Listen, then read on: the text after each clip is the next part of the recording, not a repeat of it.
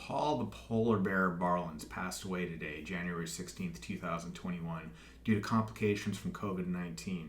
Now, for those of you who don't know, Paul the Polar Bear Varlens was an early, not even a mixed martial arts fighter. He fought back in the days when it was either called NHB for No Holds Barred or Vale Tudo, which means anything goes. He started his career way back in UFC 6. Fought a few times for that promotion, had some matches against Cal Worsham, Tank Abbott, Joe Moreira, Marco Huas, fought Taz from the ECW WWE, also went down to, I think, overseas and Brazil to fight as well. I'll have to go ahead and look up his record.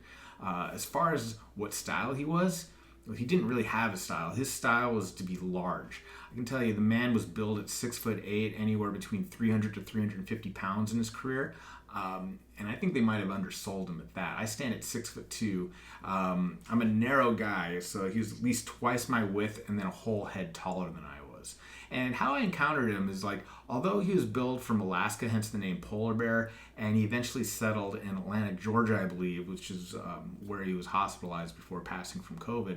His I keep saying mixed martial arts career, his fighting career actually started off when he was settled in San Jose, or the San Jose South Bay area.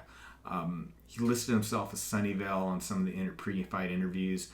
There was a school, it was right there on the corner of Stevens Creek and Saratoga, that for years had these signs that said like, home of the polar bear, Paul Varlens, like, big, like, I think they made it out of bulletin board paper or whatever, and they had it hanging in the windows. But they were very proud of that fact. But, in the conversations I had with him, I don't think he trained in anything other than kind of brawling before he got involved in the UFC. But again, he was at least 6'8", 300 plus pounds, tough as nails, and just willing to go in and mix it up with folks. Funny story. I have never asked for an autograph from anybody.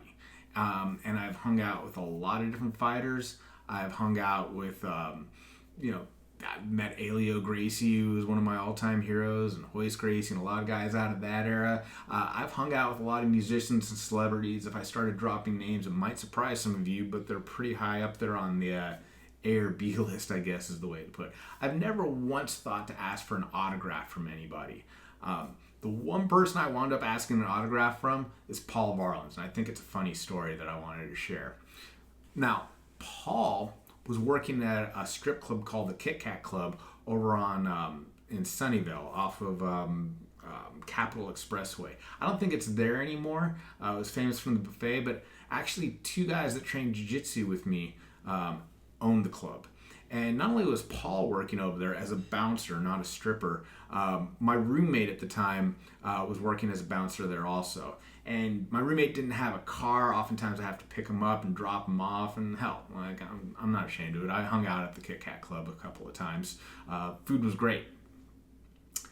At any rate, one day I go in there and, aside from eating and watching the talent that was there, I just got into a conversation with Paul. I didn't realize who he was at the time, though. Although I was aware of who Paul Varlens was, I just wasn't aware that I was talking to Paul Varlens. I was sitting there eye level talking to this guy, just kind of having a conversation with him. And he's sitting there, he's eating his food, like, the buffet. He had his paper plate, and I had a bunch of fried chicken on it.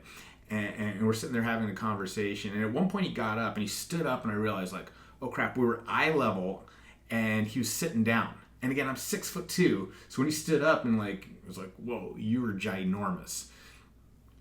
So, at any rate, my roommate was bouncing that day or night or whatever point that was, and he's like, oh, you know who that is?